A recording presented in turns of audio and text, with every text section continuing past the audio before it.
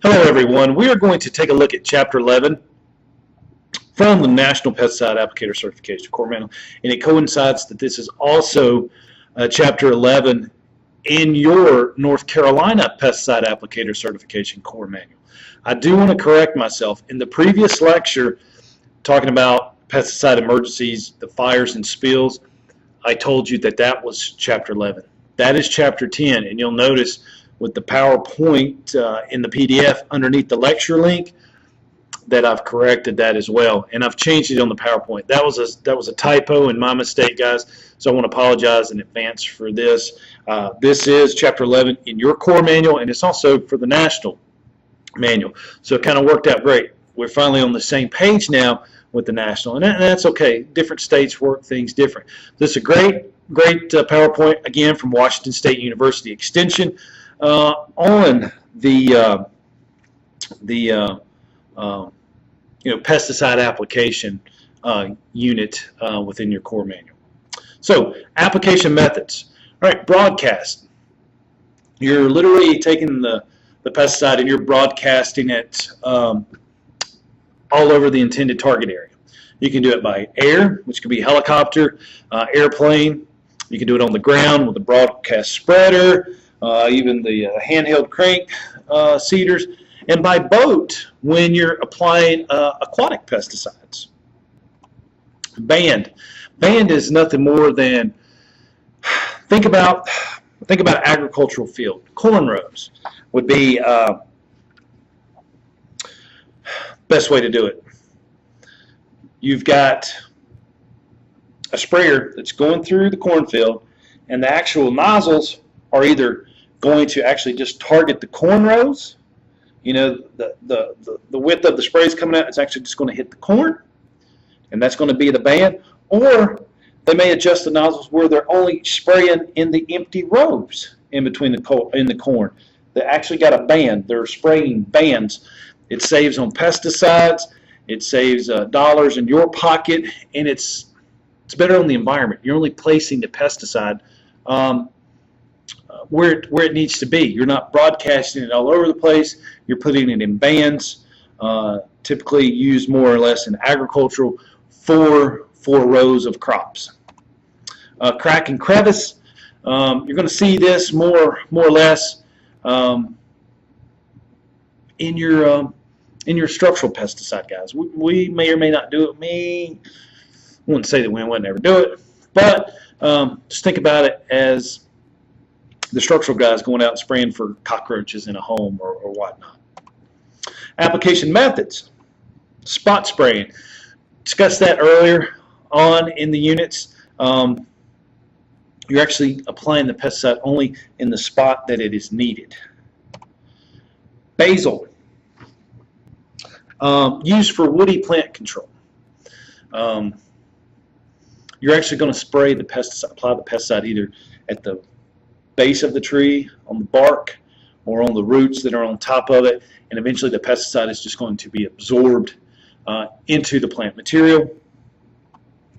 Space treatment, again, probably structural, guys. We might do it in greenhouse. We're actually doing like some fumigating or fogging inside of a closed space. Tree stem injection. Your tree care companies are going to do that. They can inject insecticides, even fertilize into the trees. And then a rope, wick, or wiper treatment. This is pretty neat. Let's say, all right, I'm trying to think, you've got a low-growing agricultural crop, or it could be even a nursery crop. But you got a small plant. You know, the plant gets this high, but you've got tall weeds. So you've got a little plant growing in the field, and then you've got a tall weed. Well, you can actually have this rope or wick drive across the field, and it's just kind of, really, I mean, it's wicking the pesticide onto the tall weeds. So that tall weed gets the pesticide, it's absorbed into it, the weeds are going to die, but since the pesticide didn't come in contact with your crop down below because it's shorter, it's not going to be affected. It's really just wicking the pesticide on the tall weeds that it comes in contact with. It's a pretty neat treatment. Reduce drift. I mean, it's just wicking on the plant that needs it, and the agricultural crops below aren't being affected at all. Application placement. Foliar is exactly what it is. You're applying the pesticide to the foliage itself. Soil injection. Going to be used in agricultural. It's going to be used in structural, where they're going to be treating for termites and things like that. Anytime you pour concrete for a house, you're going to have to treat the soil underneath it for termites. Soil incorporation.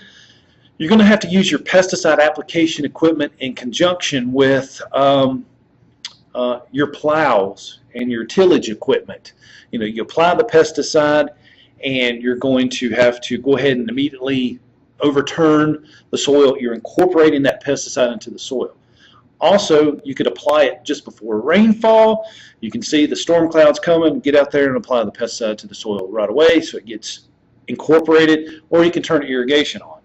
And we primarily use soil incorporation where we're worried about applying a pesticide that could be lost either due to wind, erosion. You want to go ahead and get it into the soil so you don't lose that pesticide. Types of safety systems. Types of safety systems. We have closed mixing and loading systems. We have mechanical systems. We have water-soluble packets. Exactly what it is. The packet dissolves inside the tank. We have enclosed cabs. And we have pesticide containment pad. We're going to talk about these a little bit in detail. But the closed systems, they prevent human contact with the pesticides, either while you're mixing it or loading it. It's going to increase your safety. You're not being exposed to it. It's going to reduce the need for PPE, and it's going to decrease the likelihood of spilling. And you can actually measure the pesticide. They've actually got computer controls on some of these tanks, and especially large agricultural settings.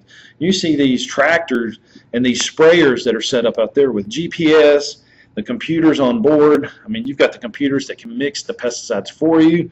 That's all contained within these closed mixing systems.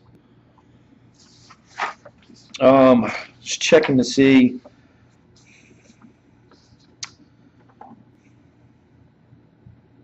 Good thing about this, it is going to reduce your errors of mixing it because it's going to be controlled by the computer, so less likelihood of the applicator mixing in the wrong amount, the wrong application rate. Here we see an example of the mechanical system that can either be fed in by gravity. It is an all-in-one system.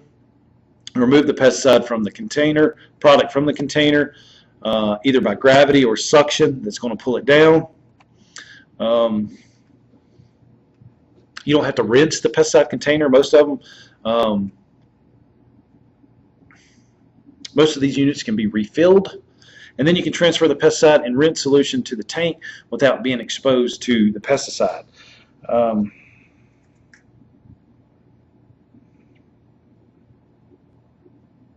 The transfer of the container rinsinate into the tank.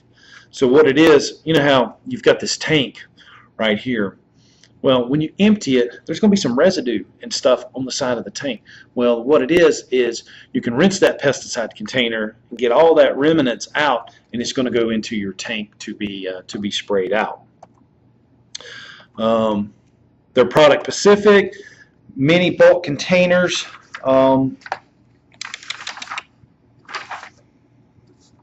They have the pump, drive, and meter units deliver the accurate amount from the mini bulk container to sprayer. And again, you can refill these containers. It eliminates that pesticide container waste.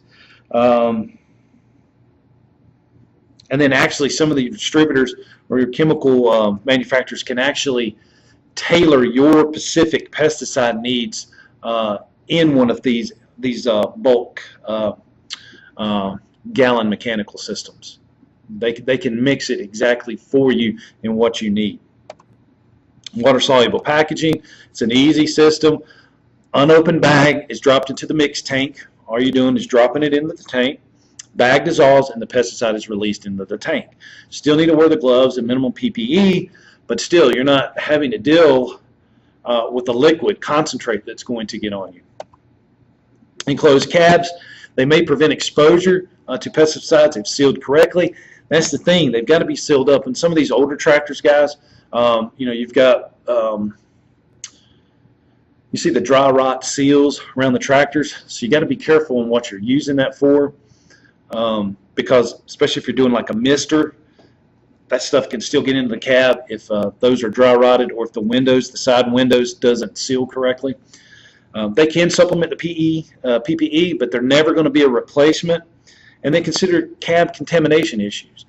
One of the problems with the enclosed tractors, I love them. I mean, I think the world of them. And when we first bought our first enclosed skid steer, after running several years of either the Bobcat skid steer, and then we went to the John Deere 8875, and then we finally got the track loader enclosed cab with air conditioning and heat. I mean, we were riding in a Cadillac, and that was more for construction jobs, but it kept the dust down off of us, the operator. Well, same thing with the tractor, enclosed tractor. It keeps the dust down off of you, and it can keep you protected from the pesticide. But the biggest problem with the farmer or horticulturalist using the tractor is they mix their pesticide, and they put the stuff in their tank. Well, they're like, I'm getting ready to get in the tractor, I don't need the PPE, so they get up there with dirty hands, they touch the steering wheels, they get some pesticide on their clothes, and then they jump up in the cab, and the cab is contaminated forever. So before you jump up in the tractor, wash your hands. Wear PPE while mixing and loading the pesticide. Take the coveralls off. Take the rubber gloves off. Have like a toolbox on the outside of the tractor. You'll see some of them have toolboxes mounted on the front. Underneath right here, or even on the front. You can mount a box right there. Or even on your sprayer. Have a place to take your PPE off. Put it in there. Wash your hands. Then get in the tractor, the enclosed cab, and it's safe. It's protected. Containment system. It's a containment pad. Catches the spills, leaks, overflows, and wash water, and it prevents environmental contamination. It's an impermeable material. Sealed concrete, synthetic liners, glazed ceramic tile, system for recovering and moving the material. So you need to have a pad that you can drive your sprayer up on and catch any. The biggest problem is guys put the pesticide in, turn the hose on, and they go use the bathroom, or they go take a smoke break, and they come back, tank's overflowing with water. Time gets away from you when you do something like that. Next thing you know, you've got a hazard that you've got to deal with. But if you're on a pad like this and you can contain the spill, you can clean it up. Application equipment. Hydraulic sprayer is what we're going to typically see in the horticulture and lawn care industry, is a hydraulic driven sprayer. They can be used large power sprayers, which would be something like this, which is operated either electrically. Here's your hydraulics off a tractor. When you think hydraulics, always think kind of tractor. You're probably not going to use hydraulics off this. This is either going to be battery operated, because this is a golf cart setup for spraying, which would be your large power sprayers. Then we're always going to use small backpacks and handheld sprayers. That's why I think this business, with the training that you guys are getting and the knowledge, being a licensed pesticide applicator is, just think about it. You're taking this class, and then you've got to go and sit and take the state exam. You have a license to do something. Well, that's the hardest thing. If you want to get into the business, that's the hardest thing you got to do, is get your license. But I'm teaching you the easy way to get it, and you guys are going to succeed and get your license. So if you did want to get into the pesticide applicator business, all you need is a backpack sprayer and a fertilizer sprayer, and you're in business. Minimal cost to get started in this business. Makes it good, but people don't like doing it. There's very few companies that just offer a pesticide service. Air blast sprayer. It's a mist. It uses air as the carrier to put out the liquid pesticide. Sprayer components. We're kind of going to go through this a little quicker. Study it. It's not in the chapter, but I thought you guys might want to touch on it. But the tank, it's non-corrosive, easily clean. It's usually a big plastic tank like that. Opening top, right here on the top, and the bottom for ease of filling and cleaning. Use it's like a plug on the bottom that you can take out and clean it. Tank agitator, it's going to keep the pesticide mixed in the solution. Continuous mixing the pesticide in the carrier. Pump provides pressure and volume to the nozzles, corrosion and abrasive resistant. Read manufacturer's instruction. One thing you want to do, guys, and this has happened, it's even happened in the shop, it's even happened in the open areas, but when you finish with the sprayer each year, you know, of course you need to clean it, maintain it while you're using it, but when you get ready to put that sprayer up for the season, you're done with it, you need to kind of clean this thing head to toe. You need to completely dry it out. You don't need to have any residues or any water sitting in it. Worst thing you can do is have a little bit of water get inside this pump, freeze, and bust. All right, there goes $200. You're going to be getting another one. And also, keeping the seals inside the pump and stuff, and on the hoses of your sprayer. Those things can dry rot and be leaks, and when you go to start using them again in the spring, boom, you got to spend more money. Take care of your equipment take care of you.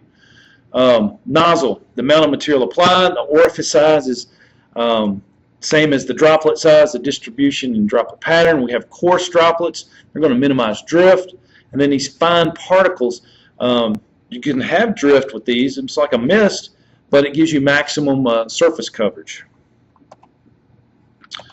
Material selection for your nozzles, brass, don't use with abrasive material. There's plastic, hardened stainless steel, and even ceramic. Those two are best used if you're using wettable powders or dry flowables. Very good. I haven't dealt much with ceramic. Plastic I do not like. First of all, if I buy a backpack because it's on sale or something, I'm going to go and buy a different wand that's got a brass nozzle on the end of it. I just don't like those plastic. They'll work okay for a little while, but they just give you they're just going to start wearing out quick, and they're going to continuously drip. I cannot stand having a backpack, and you're walking across, you know, a commercial site or even somebody's home, and you finish spraying in the area, and you can't get the thing to quit dripping, and then you've got to, you know, walk around the long way to make sure you stay on pavement or keep the nozzle in a pine needle bed. Just looks bad on you. You know, here, yeah, drippy, leak. Replace them. It's just something you got to check. Keep it in the budget that you probably need to. If you're doing this full time, you need to replace these nozzles every so often. Granular applicators, you know, there's a drop spreader. I don't like those. You can do it with band or broadcast. You can definitely do it with band.